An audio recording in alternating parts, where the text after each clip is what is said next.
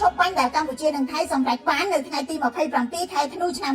2025ក្រោយការប្រយុទ្ធគ្នាបង្ហូរឈាមអស់21ថ្ងៃ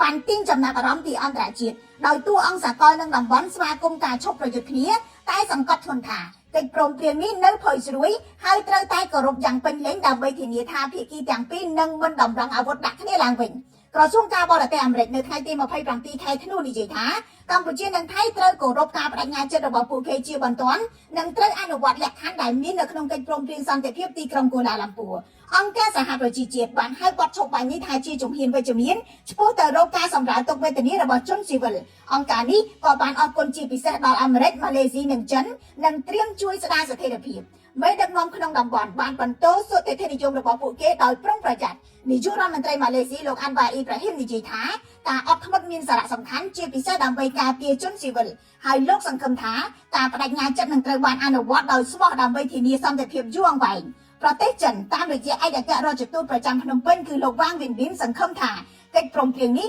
នឹងត្រូវបានអនុវត្តប្រកបដោយប្រសិទ្ធភាពហើយទីក្រុងប៉េកាំងនឹងបន្តលើកកម្ពស់កិច្ចសន្ទនានិងស្ថិរភាពដៃគូផ្សេងទៀតបានផ្ញើសារស្រដៀងគ្នារដ្ឋាភិបាលជប៉ុនសង្ឃឹមថាបទឈប់បាញ់នឹងត្រូវបានអនុវត្តជាលំដាប់អូស្ត្រាលីបានគូបញ្ជាក់ពីសារៈសំខាន់នៃការការពារជនស៊ីវិលការងារដោះមីននិងការគ្រប់គ្រងព្រំដែនដោយសន្តិវិធីហើយក៏បានសង្កត់ធ្ងន់ទៅលើទួនាទីរបស់ក្រុមអ្នកសង្កេតការណ៍អាស៊ាននៅអឺរ៉ុបរដ្ឋមន្ត្រីការបរទេសអាល្លឺម៉ង់លោកជូហាន់វ៉ាដេភូលបាននិយាយថាបទឈប់បាញ់ផ្ដល់នូវក្តីសង្ឃឹមក៏ប៉ុន្តែសំខាន់គឺស្ថិតនៅលើការអនុវត្តឲ្យបានជាប់លាប់សហភាពអឺរ៉ុបតាមរយៈអ្នកនាំពាក្យលោកអានូអែលអានូនីបានជំរុញឲ្យកម្ពុជានិងថៃអនុវត្តបទឈប់បាញ់ដោយសុឆន្ទៈចក្រភពអង់គ្លេសក៏បានសង្កត់ធ្ងន់ទៅលើការបន្តកិច្ចសន្ទនាក្រោមការគាំទ្រពីអាស៊ានជារួមប្រតិកម្មអន្តរជាតិបានប្រមូលផ្ដុំគ្នានៅលើចំណុចមួយបទឈប់បាញ់គឺជាចំណុចចាប់ផ្ដើមមិនមែនជាចំណុចបញ្ចប់ទេប្រសិទ្ធភាពរបស់វាអាស្រ័យទៅលើថាតើកម្ពុជានិងថៃអាចប្រែក្លាយការបដិញ្ញាចិត្តការទូតទៅជាសមរភូមិសន្តិភាពយូរអង្វែងដែរឬយ៉ាងណា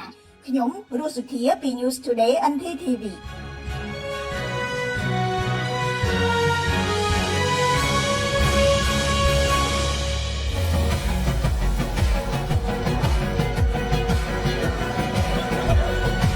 Let's go.